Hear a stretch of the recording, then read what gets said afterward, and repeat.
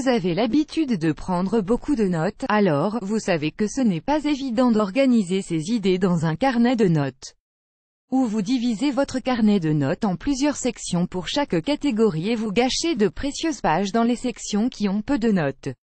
Ou alors vous écrivez vos idées au fur et à mesure dans le carnet, ce qui les rend difficiles à retrouver plus tard. Si cela vous parle, alors vous allez adorer cette astuce qui vient du Japon. C'est un peu compliqué et ce n'est pas quelque chose que vous pouvez utiliser tout le temps, mais pour le bon sujet, cela peut s'avérer bien utile. Comment ça marche? La dernière page de votre carnet de notes va jouer le rôle de liste de tag ou d'index.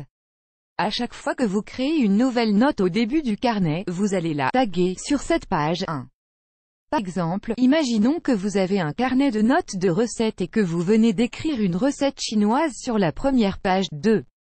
Allez ensuite à la dernière page et créez un tag chinois en l'écrivant sur la première ligne en haut à gauche de la page 3. Retournez à la première page où se trouve la recette. Puis, exactement sur la même ligne où vous avez écrit le tag chinois, faites une petite marque au bord de la ligne tout à droite. 4. Faites cette marque de sorte qu'elle soit visible même lorsque le carnet de notes est fermé. En répétant cette opération pour chaque nouvelle recette, vous aurez ainsi chaque tag visible sur le bord du carnet de notes. Maintenant, si vous cherchez une recette chinoise, vous n'avez plus qu'à regarder l'index du carnet de notes, voir à quel niveau de la page se trouve le tag chinois, puis regardez le bord des pages pour retrouver celles qui ont été taguées comme chinois.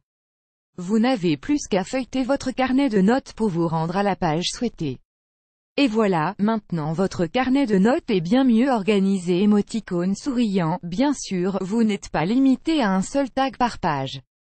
Vous pouvez taguer une page 2 ou 3 fois. Par exemple, vous pourriez ajouter le tag « poulet » à la recette chinoise qui contient du poulet.